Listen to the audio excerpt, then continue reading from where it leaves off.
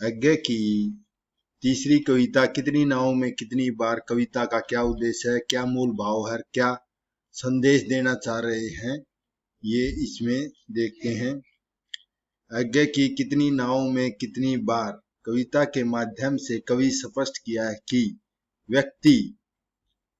व्यक्ति अपने कई बार सत्य की खोज में भटक जाता है और वह सत्य को अपने आप खोजने की अपेक्षा दूर दूर स्थानों पर ढूंढने की कोशिश करता है। कितनी ही दूरियों में, कितनी डगमग, कितनी नावों में बैठकर मैं तुम्हारी ओर आया हूं। बहुधा व्यक्ति सत्य को पहचानने में भी भूल कर बैठता है।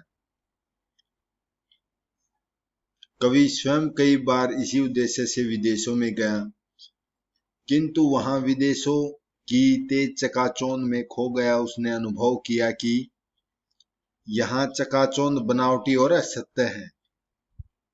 वहां जाकर उसे बेगानेपन, वहां कोई भी संवेदनशील व्यक्ति नहीं था, वहां सभी पराये व्यक्ति थे। परायापन का एहसास हुआ। उसकी तुलना में उसने अपने देश की शांति और धुंधलेपन में अपनेपन की भावना अनुभव होती है, जिससे उसकी आत्मा को एक अनुपम संतुष्टि मिलती है। कवि ने अपने अनुभव से जाना है कि अपने देश जैसा सत्य प्रकाश अनंतर मिलना दुर्लभ है। एक नंगा तीखा निर्मम प्रकाश जिसमें कोई प्रभा मंडल नहीं बनते, केवल चौंधियाते हैं। यानी कोई भी प्रकाश का मंडल नहीं बनता, सिर्फ चकित कराते हैं, हैरान कराते हैं चकाचौंध में। तथ्य ही तथ्य हैं। कितनी बार मुझे खिन्न विकल संत्रस्त, यानी मेरे उदास बेचैन और दुखी मन से कवि बार अपने देश में आया सत्य की खोज के लिए। कवि के अनुसार भारतीय संस्कृति और जीवन मूल्य सर्वोत्तम मूल्य है। इसी प्रकार इस कविता में कवि ने प्रमुख रूप से चित्रंतन सत्य, जो हमारी आत्मा का सत्य की खोज का प्रयास किया है, जिसे प्राप्त करने के प्रयत्न में वह कई बार असफल भी हुआ है, परंतु उसे पाने का प्रयास करना नहीं छोड़ना चाहा है। यही इसका मेन उद्देश्य है। अगला प्रश्न है, नाच कविता के आधार पर नाच देखने वाले और नाचने वालों की मानसिक दशा का चित्रण कीजिए या इसका प्रतिपाद्य या उद्देश्य अपने शब्दों में लिखिए। जैसा कि आगे ने इस कविता में हमने पहले पढ़ा है कि एक तनी हुई रस्सी पर जो नट नाचता है, वह सिर्फ लोग उसका नाच देखते हैं, न वह उस पर रोशनी को देखते, न ही उसके दो खंभों के बीच में दौड़ता हुआ को देखते हैं, सिर्फ उसका नाच देखते हैं। उसी प्रकार व्यक्ति भी जन्म और मृत्यु के बीच सिर्फ उसके परिणामों को देखते हैं।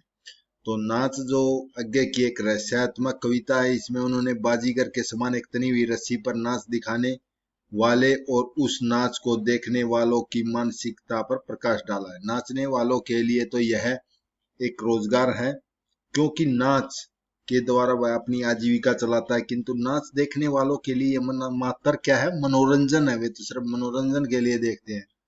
वे नाच को देखकर कुछ क्षणों के लिए अपने दुखों और कष्टों को भूल जाते हैं। सबसे पहले कवि नाच देखने वालों की मानसिक स्थिति पर प्रकाश डालता हुआ कहता है कि, क्या कहता है इसमें, जब नाचने वाला एक तनी हुई रस्सी पर नाचता है तो रस्सी दो खंभों के बीच विद्यमान होती है। रस्सी पर नाचने वाले का नाच एक खंभे से लेकर दूसरे खंभे तक ही नाच होता है, जिस पर नाचने वाला तनी हुई रस्सी पर नाचता है। और उस समय उस पर क्या होता है, बहुत तेज रोशनी डाली जाती है ताकि लोग उसके नाच को देख सकें।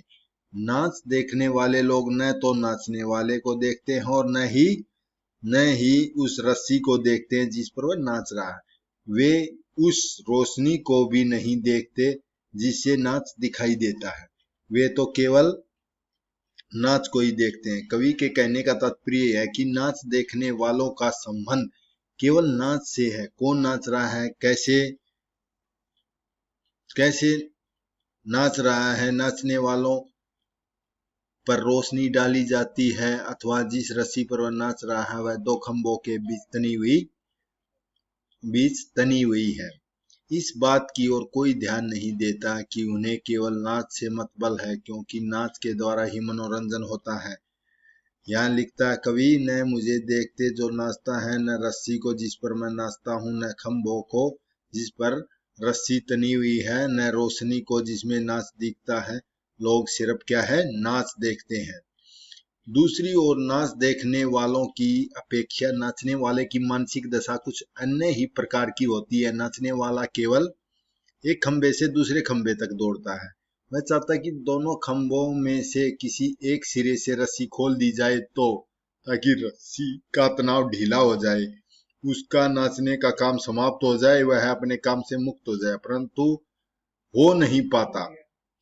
उसके नाचने की प्रक्रिया चलती रहती है। वस्तुतः वह दर्शकों के माध्यम से रस्सी पर नाचने के लिए मजबूर है। कवि कहता है कि मैं केवल इस खंबे से उस खंबे तक दौड़ता हूं कि इस या उस खंबे की रस्सी खोल दूं कि तनाव चुके ढील में मुझे छुट्टी हो जाए, पर तनाव ढीलता नहीं है। नाच देखने वालों और नाचने वालों की दृष्टि को हम एक अन्य दृष्टि से देखें तो जीवन और मृत्यु के दो खंबे हैं जिनके बीच जीवन रूपी रस्सी बंधी हुई है। मानव उस जीवन रूपी रस्सी पर निरंतर दौड़ता रहता है, तनाव में ढील नहीं आती है, रस्सी कसी रहती है। मानव का यह आवागमन चक्कर इसी में चलता रहता है।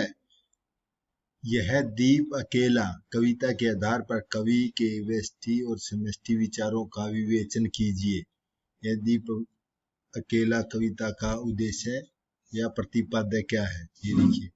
अज्ञा हमेशा व्यक्तिवाद के समर्थक रहे हैं। उनका विचार था कि मानव समाज में रहते हुए भी अपना अस्तित्व अलग बनाए रखें। अस्तित्व का मतलब है अपना महत्व, अपनी इम्पोर्टेंस, कि मैं ही सब कुछ करता हूँ। इसका प्रमुख कारण यह है कि अज्ञा पर फ्रायड, कनेन, रॉड, B.H. लॉरेंस आदि पाश्चात्य विद्वानों का प्रभाव रहा है। भावानुति की दृष्टि से उनके काव्य में व्यक्तिवादिता की प्रधानता रही है। जैसे नदी के द्वीप में व्यक्ति का प्रधानता है। वे चाहते हैं कि मानव भीड़ का ही एक भाग न बने, अपितु वह भीड़ से अलग भी अपना अस्तित्व बनाए रखे। नदी के द्वीप नाम कविता में यह व्यक्तिवादी विचार स्पष्ट हुआ है। लेकिन कवि अपने व्यक्तित्व की विशिष्टता को स्वीकार करते हुए भी समाज से जोड़ना चाहता है। लेकिन यह दीप अकेला कविता में कवि अपने सर्जक व्यक्तित्व को समाज को समर्पित करना चाहता है। यह दीप अकेला, इसको दीपों की पंक्ति में रख दो। कवि यह तो नहीं चाहता कि व्यक्ति की उपेक्षा की जाए, बल्कि चाहता है कि उसका अस्तित्व बना रहे, उसकी महत्व बना रहे, उसकी इम्पोर्टेंस बनी रहे। वह उसके साथ सामाजिकता का निषेध भी नहीं करना चाहता। इस कविता में दीपक यदि व्यक्ति का प्रतीक है तो पंक्ति समाज का प्रतीक है। यहाँ कवि अपने व्यक्तित्व को पंक्ति के प्रति समर्पित कर देता है। कवि का विचार है कि आत्मसमर्पण से ही आस्तिकता उत्पन्न होती है। व्यक्ति और समाज के संबंध को विश्लेषित करने वाली यह कविता आज्ञा की विशेष उपलब्धि है। कवि अपने अप्रितम व्यक्तित्व को सार्थकता को इसी बात में खोजता है कि वह समाज के प्रति समर्पित हो जाए। अकेला व्यक्ति समाज से दूर रहकर न तो कल्याण कर सकता है और न ही समाज का। यह कविता में कहता है, यह दीप अकेला स्नेह भरा, गौरव भरा मदमाता, पर इसको भी तुम पंक्ति दे दो। यह जन है गाता गीत जिन्हें फिर कौन गाएगा, पुंडुबा यह मोती सच्चे फिर कौन कृति लाएगा, यह समिधा ऐसी आग हटीला बिरला ही सुलगाएगा, यह अद्वितीय, यह मेरा, यह मैं ही स्वयं विसर्जित हूँ।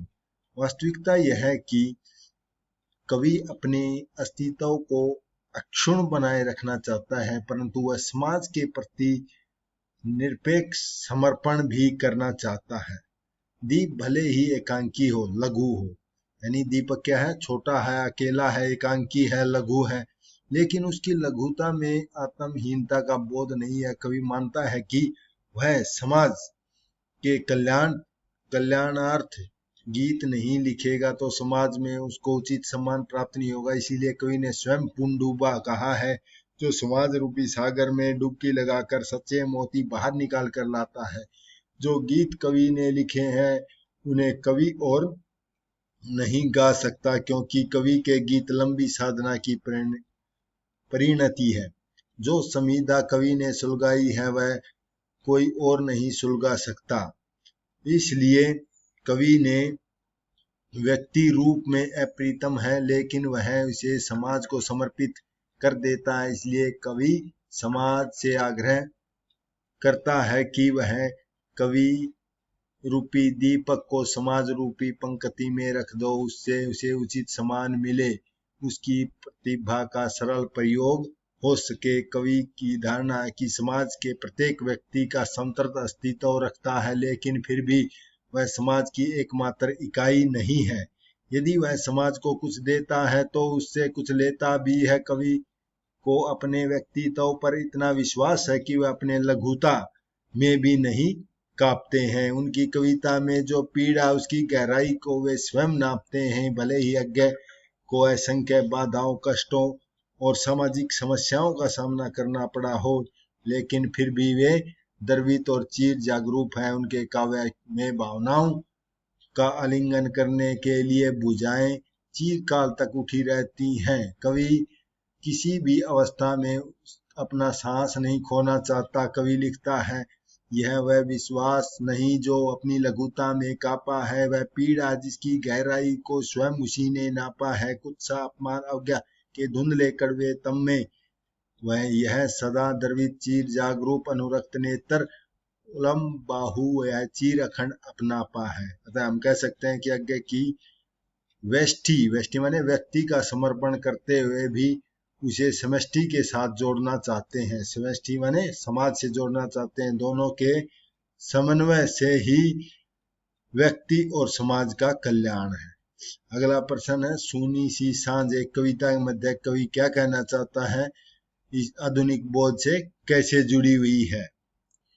अज्ञ का अगला प्रश्न है, छठी कविता सूनी सी सांझ एक कविता माध्यम से क्या कहना चाहता है, क्या संदेश देना चाहता है। आज का मानव भौतिकवादी है। वह शारीरिक सुखों में आराम अधिक मानता है। प्राकृतिक सुख की तरफ से उसने मुंह मोड़ लिया है। सूनी सी सांझ एक आधुनिक युग बोध से जुड़ी कविता है। कविता में आधुनिक जीवन की इस त्रासदी को अभिव्यक्त करती है कि भौतिकवाद ने प्रकृति पर इतना अधिपत्य है, यानी प्रकृति पर इतना अधिकार जमा लिया है कि मनुष्य प्रकृति के वास्तविक सुख से वंचित हो गया है, यानी जो उसका सुख है प्रकृति के उससे रहित हो गया। कविता में कवि एक सूनी सांझ के एकांत में जिस सुख का अनुभव करता है वह सुख उसे कल्पनातीत लगता है। कवि को अपने कमरे में दबे पांव आने वाली एक सूनी सी सांझ कुछ उदास परंतु सच्ची लगती है। वह उसकी सावली छाया में कुछ देर रहना और उसकी सांसों की लहरों पर बहना चाहता है। इसी की सावली छांव में कुछ देर रहूंगा, इसी की सांस की लहर पर बनूंगा, चुपचाप इसी के नीरव तलवों की लाल छाप देखूंगा, कुछ नहीं कहूंगा। लेकिन सूनी सी सांझ के पीछे पीछे घुसी चली आने वाली रात्रि की हाट का संदेश करने वाली बिजली की बत्तियां, गाड़ियां की आवाजें, मनुष्य की बोलियां उसे अच्छी नहीं लगती। उसे उन्हें अनुभव कर वह घुटन महसूस करता है। पर वह उस सलोनी के पीछे पीछे घुस आई बिजली की बत्तियां, बेहया धड़ धड़ गाड़ियों की, मनुष्य की खड़ी खड़ी बोलियां। वह रुकी तो नहीं, आई तो आ गई, पर साथ साथ मुरझा सी गई। इसलिए कवि को लगता है कि आधुनिक जीवन की आपाधापी ने जीवन के विभिन्न प्रकार के उपकरणों के धड़ाधड़ प्रवेश ने मानव जीवन की श्याम जैसी लालिमा को रात जैसी कालिमा में परिवर्तित कर दिया है। यानी मनुष्य प्रकृति की तरफ आकृष्ट न होकर के अपने व्यस्त जीवन में, आधुनिक बोध में और भौतिकवादी सुख के कारण प्रकृति से दूर चला गया है। आशा करता हूँ आपको समझ में आया होगा।